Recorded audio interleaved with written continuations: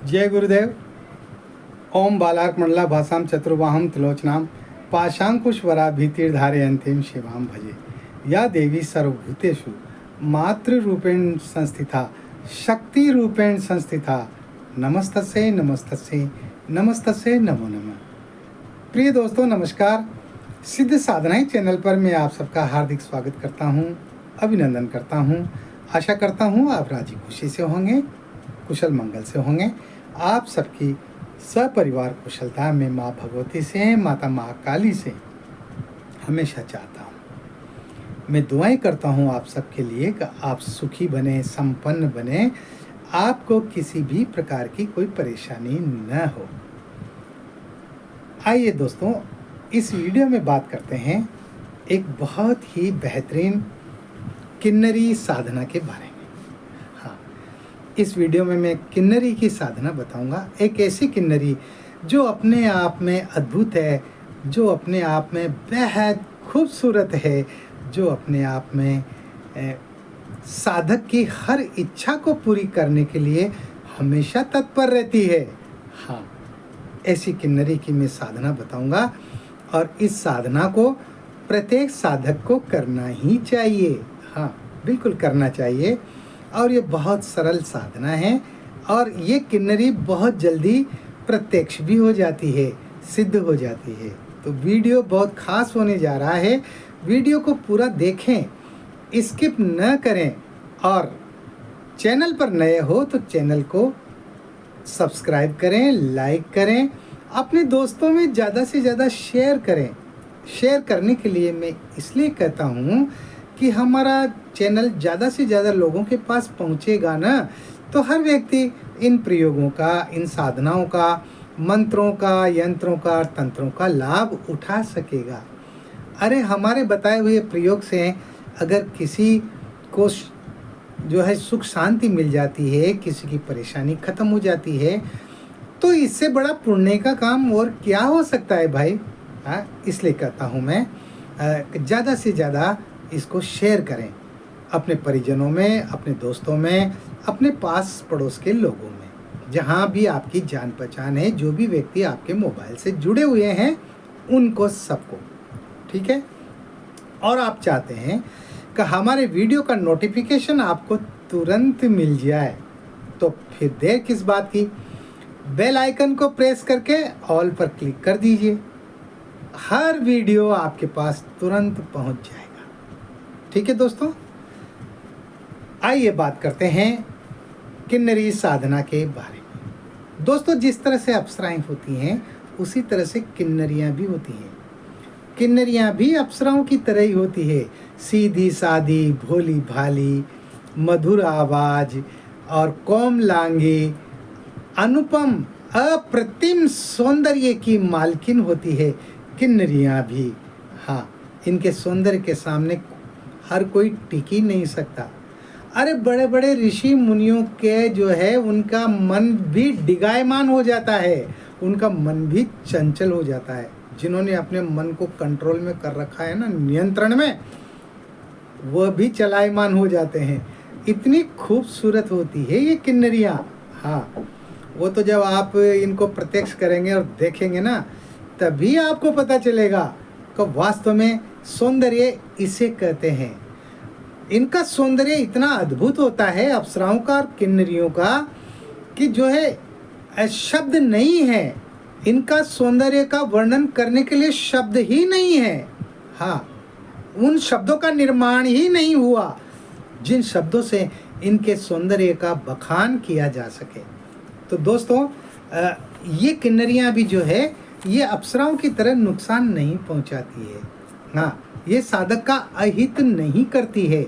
ये साधक की अपनी जिस तरह से पलकें आँख की रक्षा करती है, उसी प्रकार से ये रक्षा करती है और साधक की हर इच्छा को पूर्ण करती है।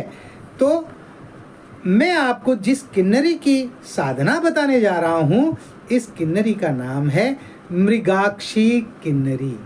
मृगाक्षी किन्नरी। हाँ, जिस तरह से हिरणी होती है ना, चंचल चपल, छलांगे मारती हुई, है ना, और भोली भाली, हिरणी का स्वभाव बहुत भोला होता है, बहुत मधुर होता है, उसी तरह से ये मृगाक्षी किन्नरी होती है ना। तो इसकी बहुत विशेषताएं हैं इस मृगाक्षी किन्नरी की, है ना। ये अद्वितीय सौंदर्य की स्वामिनी होती है। इनका सौंदर्य शीतकाल में वृक्ष पर जैसे बर्फ गिरती है और वो बर्फ शीतल होती है, उसी भांति ये बर्फ की तरह शीतल और आँखों को तृप्ति प्रदान करने वाली होती है। इस किन्नरी का सौंदर्य एक ठहराव लिए हुए होता है, जिसमें साधक शांत निर्मल जल की भांति अपना प्रतिबिंब देख सकता है, अपना चेहरा देख सकता है, अपनी परछाई देख सकता है। इतनी कोमल होती है ये, है ना। ये निश्चल प्रेम की देवी होती है।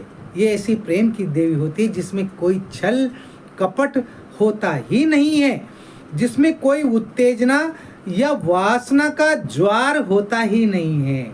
हाँ, इसमें वासना और जो है उत्तेजना, ये इनसे दूर रहती है, क्योंकि ये निश्चल प्रेम की देवी है।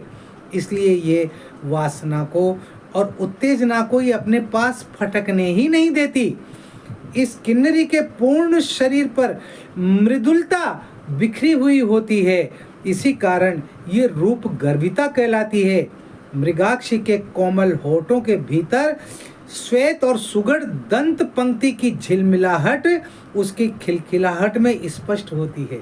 जब वो खिलखिलाती है तो जो है उसकी जो दंत पंक्तियाँ हैं, वो दंत पंक्ति वो परिलक्षित होती है, जैसे उसके मुंह में दांतों की जगह पर मोती जड़े हुए हों, जो मन में उत्साह का संचरण करने के लिए पर्याप्त है।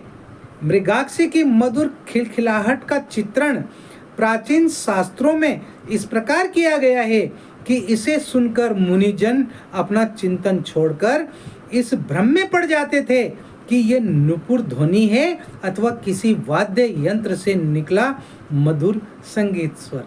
जब ये हंसती थी, खिलखिलाती थी ना, तो जो ऋषि मुनि जो तपस्या करते रहते थे और उनके कानों में जब इसकी हंसी की खिलखिलाहट जाती थी तो वो भ्रम में पड़ जाते थे कि ये किस वाद्य यंत्र की जो है आवाज है। हाँ, और जो है ये नुपुर ध्वनि कौन बजा रहा है, ये पायलों की झनकार कहाँ से उठ रही है, इस तरह का उनको आभास होता था। ऐसी सुमधुर हास्य ध्वनि किसी नारी की भी हो सकती है, ये विश्वास करना संभव नहीं होता है। क्या किसी नारी की भी इस तरह की खिलखिलाहट हो सकती है? ये असंभव लगता है ना। तो इस तरह की जो है ये खूबसूरत और रूप गर्विता मृगाक्षी अप्सरा होती है। धन्वंतरी जैसे आचार्य जो हुए हैं ना, उन्होंने मृगाक्षी की साधना करने हेतु वो भी बाध्य हो गए थे। हाँ, धन्वंतरी जैसे लोग भी, है ना।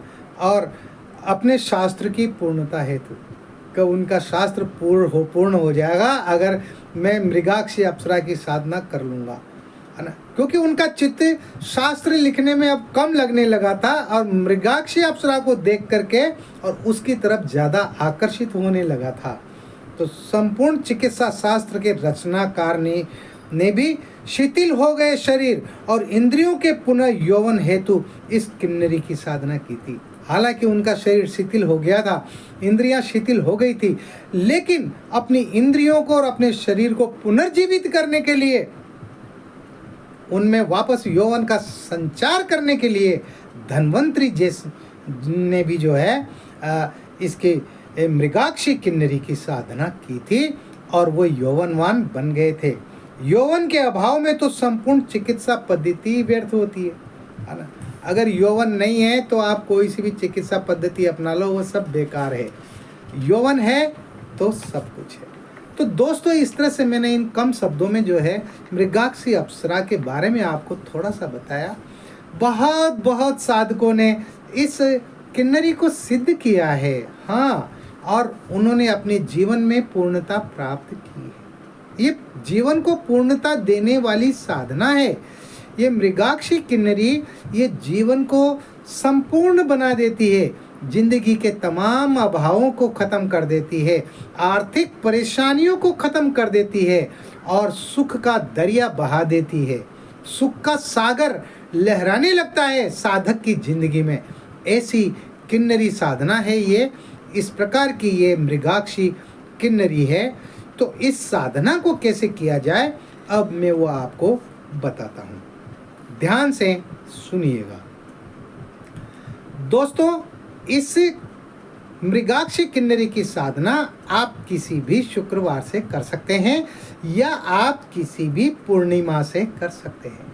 हाँ, ये दो जो है इसके शुभ मुहूर्त हैं इसको सिद्ध करने के। किसी भी पूर्णिमा से शुरू करें या किसी भी शुक्ल पक्ष के शुक्रवार से आप इस साधना को शुरू करें। इस साधना में जो है आपको पीले वस्त्र, जो रेशमी होना चाहिए, रेशमी पीले वस्त्र पहनने हैं। रेशमी पीला वस्त्र का ही आपका आसन होना चाहिए और रेशमी पीला वस्त्र ही आप बाजोट पर बिछाएंगे। रात्रिकालीन साधना नहीं है ये साधना होगी सूर्यास्त के बाद। तो जिस दिन आप ये साधना शुरू करें तो सूर्यास्त के बाद आप स्नान करके और पीले रेशमी वस्त्र पहन करके अपने साधना कक्ष में आ जाएं।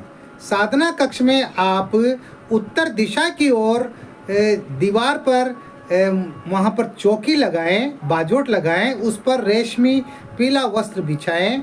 आपका आसन भी पीला होना चाहिए, रेशमी कपड़े का होना चाहिए और आपके पास में मृगाक्षी यंत्र होना चाहिए जो प्राण प्रतिष्ठित हो। मृगाक्षी यंत्र होना चाहिए, वह भी प्राण प्रतिष्ठित होना चाहिए और मृगाक्षी किन्नरी माला होना चाहिए, वह भी प्राण प्रतिष्ठित होना चाहिए। तो आप अपने गुरु जी का चित्र बाजोट पर स्थापित कर दें, मृगाक्षी किन्नरी का चित्र आप स्थापित कर दें और यंत्र को आप चावल को पीले हल्दी में उसको रंग लें, चावलों थोड़े से चावल, ताकि उसकी ढेरी बना सके, है ना। तो चावलों की ढेरी बनाकर और उस पर यंत्र को स्थापित कर दें, उसके पास ही माला को स्थापित कर दें, है ना। पीले पुष्प ही आपको इसकी पूजा में लेने हैं, हाँ, लाल पुष्प नहीं लेने, पीले पुष्प लेने हैं। तो वह भी आप इंतजाम करके रखें। आपका कमरा पूरी तरह से सुगंधित होना चाहिए। आप इत्र छिड़क दें, आप जो है गुलाब की पंखुड़ियाँ कमरे के अंदर बिखेर दें ताकि पूरा कमरा सुगंधित हो जाए। आप अपने कपड़ों पर भी इत्र छिड़कें, यंत्र माला चित्र पर भी आप गुलाब का इत्र छिड़कें और आप जो है अब सबसे पहले आपको सुरक्षा घेरा लगाना है। अपने बाएं हाथ में चावल लेके, अक्षत लेके और दाहिने हाथ से 2-2 4-4 दाने सभी दिशाओं में फेंकते हुए आपको ये मंत्र बोलना है। ओम अपसर्पन्तु ये भूता भूमि संस्था, ये भूता विघ्न कर्ता रस्ते, नश्यन्तु शिवा गया, अक्रामन्तु भूतानि पिशाचा, सर्वतो दिशम सर्वेशाम विरोधेन, पूजा कर्म समारभ्य।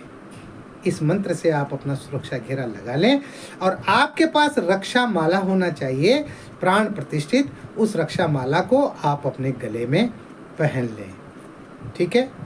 ये सब होने के बाद में आपको सर्वप्रथम अपने गुरु जी का पूजन करना है। तो अपने गुरु चित्र का आप पूजन करें, स्नान कराएं, तिलक लगाएं, अक्षत चढ़ाएं, पुष्प चढ़ाएं। इसी प्रकार से आप अप्सरा के मृगाक्षी किन्नरी की जो है उसका चित्र का आप पूजन करें, स्नान कराएं, तिलक लगाएं, अक्षत चढ़ाएं, पुष्प चढ़ाएं, ठीक है। और जो है फिर आपको इसी प्रकार यंत्र का पूजन करना है और इसी प्रकार से आपको माला का पूजन करना है। सुगंधित अगरबत्तियाँ लगा दें, 2, 3, 5 जो भी लगाना चाहें वो अगरबत्तियाँ लगा दें, सुगंधित होना चाहिए। और आप शुद्ध घी का दीपक जला दें। गाय का शुद्ध देशी घी होना चाहिए, बाजार का घी प्रयोग में मत लीजिएगा, है ना। उसका आप दीपक जला दें। दीपक में इतना घी होना चाहिए कि जब तक आप माला करें तब तक वो दीपक जलता हुआ रहना चाहिए। अब आपको सबसे पहले अपने गुरु जी के गुरु मंत्र की एक माला करनी है। तो आपके गुरु डॉक्टर नारायण श्री माली जी हैं, तो आप ओम परम तत्वाय नारायणाय गुरुभ्यो नमः इस मंत्र की आप एक माला करें। या कोई गुरु नहीं है तो भगवान शंकर को गुरु मान करके ओम नमः शिवाय मंत्र की एक माला करें। या फिर जो भी आपके गुरु हों, जिनसे भी आपने गुरु मंत्र लिया है, उनके दिए हुए गुरु मंत्र की आप एक माला करें। इससे क्या होगा, इससे गुरु जो है, गुरु जी जो है, गुरुदेव जो है, वह हमारी साधना में सहायक बन जाते हैं, प्रत्यक्ष और अप्रत्यक्ष तौर पर। वो साधना उनकी साक्षी में होने लगती है फिर, इसलिए जो है ये करना जरूरी है। ठीक है, अब आपको जो है संकल्प लेना है। तो अपने दाहिने हाथ में आप थोड़ा सा जल लें, उसमें 2-4 दाने चावल के डाल लें और 1-2 गुलाब की पंखुड़ी, जो भी पुष्प आपके पास रखे हैं वो पुष्प डाल लें और आप बोलें, मैं अपना नाम बोलें, पुत्र श्री अपने पिता का नाम बोलें, गोत्र अपना गोत्र बोलें, निवासी अपने स्थान का नाम बोलें। हे गुरुदेव, मैं मृगाक्षी किन्नरी की साधना करने जा रहा हूँ, ये मुझे प्रत्यक्ष हो और मुझे वचन दें। तो साधना में सफलता का आप मुझे आशीर्वाद प्रदान कीजिए और आपकी कृपा दृष्टि बनाए रखिए। और ये कह करके और उस जल को पृथ्वी पर छोड़ दें। संकल्प आपको पहले दिन ही लेना है, रोजाना संकल्प नहीं लेना पड़ता। लेकिन जो पूजा करनी पड़ती है ना, वो पूजा तो आपको रोजाना ठीक उसी प्रकार से करनी होगी जिस तरह से आप प्रथम दिन करेंगे। हो गया ये? अब आगे सुनिए दोस्तों, ये 21 दिन की साधना है, 21 दिन की, 21 डेज, है ना। और लगातार करनी है, बीच में गैप नहीं लगना चाहिए, है ना। क्योंकि कोई भी साधना जब हम शुरू करते हैं ना, तो वो 21 दिन लगातार ही, 21 दिन के तो 21 दिन लगातार करो, 11 दिन के तो 11 दिन लगातार करो, है ना। जितने दिन की साधना होती है उतने दिन लगातार करना होता है। ये नहीं 2 दिन कर रही फिर 3 दिन छोड़ दिया फिर वापस शुरू कर दिया, ऐसे नहीं होती साधनाएं कभी भी। ठीक है ना। तो ये 21 दिन की साधना है। अब जो मैं मंत्र बता रहा हूँ, अब उस मंत्र को ध्यान से सुने, स्क्रीनशॉट ले लें और अच्छी तरह से याद कर लें, क्योंकि मंत्र उच्चारण में बिल्कुल भी त्रुटि नहीं होना चाहिए, गलती नहीं होना चाहिए। तो मंत्र इस प्रकार है, ओम मृगाक्षी किन्नर्ये वश्यम कार्ये सिद्धिये फट। ओम मृगाक्षी किन्नर्ये वश्यम कार्ये सिद्धिये फट। तो ये आपको जो किन्नरी माला है आपके पास प्राण प्रतिष्ठित, उससे आपको ये मंत्र जप करना पड़ेगा। अब कितनी माला करनी पड़ेगी, है ना, सवाल तो है ना ये। तो गुरुजी आपने तो बताया ही नहीं कि कितनी माला करनी पड़ेगी, फिर आप जो है फ़ोन करके या आप मैसेज करके पूछेंगे। इसलिए मैं किसी भी चीज़ को जो है छोड़ू ही क्यों, पूरी करो ना उसको। पहले दिन आपको 1 माला करनी है, दूसरे दिन आपको 2 माला करनी है, तीसरे दिन आपको इसी मंत्र की 3 माला करनी है, चौथे दिन 4 माला करनी है, 5वें दिन 5 माला करनी है। इसलिए इस तरह से रोजाना आपको बढ़ाते जाना है और 21वें दिन आपको 21 माला मंत्र जप करना है। हाँ, इसमें मंत्र जप इस तरह से होगा, ऐसा नहीं है कि 11 माला करनी है रोज प्रथम दिन तो फिर रोजाना ही 11 माला करनी है। इस साधना में ऐसा नहीं होगा। इसमें 1-1 माला 21 दिन तक रोजाना बढ़ानी पड़ेगी और 21वें दिन 21 माला करना पड़ेगा। ये तो इसका तरीका हो गया। अब साधना काल में किसी भी प्रकार का कोई हरकत होती है, किसी भी प्रकार की आवाज़ें आती है, किसी भी प्रकार की ध्वनियाँ सुनाई देती है, पायल की ध्वनि, घुंघरों की आवाज़ें, या कोई परछाइयाँ दिखाई देती है, या जो है और किसी भी तरह की आपको डरावनी आवाज़ें भी आ सकती है ना। क्योंकि साधनाओं को खंडित करने के लिए जो नकारात्मक शक्तियाँ होती हैं ना, वो पहले दौड़ती हैं, वो पहले आती हैं। इसलिए जो है आपको सावधान रख करके और ये मंत्र जप करना है। और आपको जो है अपना ध्यान यंत्र पर रखते हुए करना है, यंत्र पर त्राटक करते हुए, यानी यंत्र पर आप लगातार देखते रहें। पलक बहुत कम झपकना चाहिए और आपका जो है मंत्र जप चलता रहना चाहिए। यंत्र के अलावा कहीं पर भी आपका ध्यान नहीं होना चाहिए। कमरे में कुछ भी हो, किसी प्रकार की भी आवाज़ आए, कोई भी हलचल हो, धमाके हो, कुछ भी हो, डरना बिल्कुल भी नहीं है ना। 21 दिन से पहले भी किन्नरी आपके पास प्रत्यक्ष हो सकती है। वो आकर के आपके बालों से खेल सकती है, आपके गले में बाहें डाल सकती है, आपको किस दे सकती है, चुम्बन लगा सकती है ना, आपकी जो है बाहों में आ सकती है, आपकी गोदी में लेट सकती है, आपके चेहरे के ऊपर अपनी जुल्फों को, अपनी अलकों को बिखरा सकती है ना। अरे वो इस तरह के वो कार्य कर सकती है। वो आपको डिगाने के लिए, साधना से आपका मन विचलित करने के लिए, है ना। वो आपसे बात भी करेगी, क्या जरूरत है, आ गई हूँ ना मैं प्रत्यक्ष हो तो गई हूँ तुम्हारे सामने, क्यों मालाएं जप रहे हो, बंद करो ये सब। लेकिन याद रहे 21 दिन तक, और जब तक 21वें दिन 21 माला पूरी नहीं हो जाती तब तक आपको उससे कोई बात नहीं करना है, उसके किसी भी सवाल का जवाब नहीं देना है। इस बात का ध्यान रखना। अगर आपने उसकी किसी भी बात का जवाब दे दिया, वो बोल रही है और आप भी बोल गए, या आपने जो है उसके सौंदर्य में आप इतना खो गए कि माला ही हाथ से गिर गई, या आप अवाक रह गए उसको देख करके, आप सुध बुध भूल गए उसके रूप और सौंदर्य को देख करके, तो आपकी साधना खंडित हो जाएगी। उसके रूप और सौंदर्य को देख करके अपनी जो है वासना को नियंत्रण रखना, अपने दिमाग में उसके प्रति वासनात्मक विचार मत लाना, कामाग्नि पैदा मत करना अपने शरीर के अंदर, कामुक विचार आपके अंदर बिल्कुल भी नहीं आने चाहिए।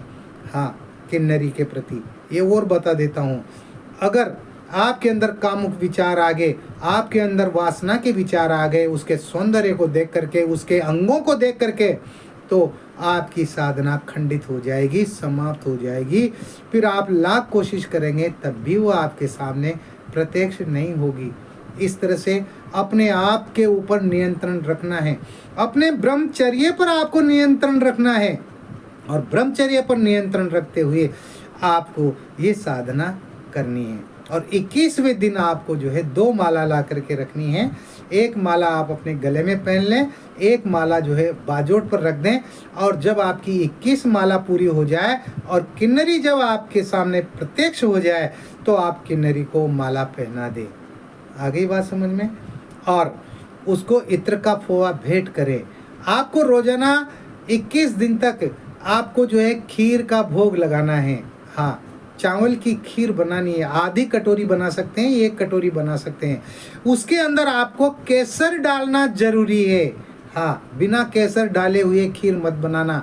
और उसके अंदर आप ड्राई फ्रूट भी डालेंगे, काजू है, बादाम है, पिस्ता है, किशमिश है ना, ये भी डालेंगे। इन सब की बनी हुई खीर होना चाहिए, और उस खीर का रोजाना भोग लगेगा। उस भोग को आप स्वयं ही ग्रहण करेंगे। जब आप मंत्र जप करके निमट जाए, उसके बाद में आप उस भोग को काम में ले सकते हैं, या फिर आप दूसरे दिन उस भोग को काम में ले सकते हैं। और जब किन्नरी प्रत्यक्ष हो जाए और तो फिर आप उससे जो है वचन ले लें, जो है आप, मैं जब भी बुलाऊं तब आपको आना पड़ेगा, वचन दीजिए मुझे, मैं जो भी कार्य बताऊंगा आपको वह कार्य करना पड़ेगा, और मेरे परिवार की, मेरे घर की, सबकी सुरक्षा करनी पड़ेगी। वो आपको वचन देगी। वचन देने के बाद में जो है वो आपसे सिद्ध हो जाएगी। आप उससे पूछ ले कि मैं आपको किस तरह से बुलाऊं, आपका आह्वान किस तरह से करूं, तो वो बता देगी कि इसी मंत्र को आप 3 बार या 5 बार या 11 बार पढ़ना, मैं हाजिर हो जाऊंगी। या फिर वो और कोई दूसरा मंत्र भी दे सकती है, या वो और कोई दूसरी विधि भी बता सकती है उसके प्रत्यक्ष होने की, उसको बुलाने की। आप उसको ध्यान में रखिए, तो उसकी बताई हुई विधि से जब भी आप उसको बुलाएंगे, प्रत्यक्ष करेंगे, वो आपके सामने प्रत्यक्ष हो जाएगी, आपके हर कार्य करेगी, आपकी जिंदगी को जो है वो अरे गार्डन बना देगी भाई। हाँ, बाग बना देगी। हाँ, आपके सारे संकट ही खत्म हो जाएंगे, आपके जीवन में कोई संकट ही नहीं रहेंगे, आप पूर्ण यौवनमय बन जाएंगे, आपके चेहरे पर कभी झुर्रियाँ नहीं आएगी, आप मरते दम तक यौवनवान बने रहेंगे। हाँ, तो इस तरह से ये साधना होती है। और उसके फिर अगले दिन यंत्र और माला को आप नदी में प्रवाहित कर दें, बहते हुए पानी में या तालाब में विसर्जित कर दें। ये जरूरी है करना, है ना। यंत्र और माला को आपको अपने घर पर नहीं रखना है, ये बता देता हूँ मैं। तो जिस तरह से मैंने ये साधना बताई इस तरह से की। 21 दिन आपको ब्रह्मचर्य का पालन करना है, अपनी पत्नी से दूर रहना है ना। किसी भी महिला के प्रति आपके मन में कामुक विचार, वासनात्मक विचार नहीं आने चाहिए। सबसे प्रेम से बात करेंगे, मीठी भाषा का प्रयोग करेंगे, मधुर भाषा बोलेंगे, किसी को सताएंगे नहीं, क्रोध नहीं करेंगे, गुस्सा नहीं करेंगे। एक समय भोजन करेंगे। भोजन में आप जो है किसी भी प्रकार का नॉन वेज का प्रयोग नहीं करेंगे। मांस, मछली, अंडा वगैरह जो ये तमाम सारे अभक्ष्य जो पदार्थ हैं इनका सेवन नहीं करेंगे। लहसुन और प्याज का सेवन नहीं करेंगे। किसी भी प्रकार का नशा, पता, पान, बीड़ी, सिगरेट, गुटखा, जर्दा, है ना, भांग, गांजा, शराब, इनका किसी का भी आप प्रयोग नहीं करेंगे, है ना।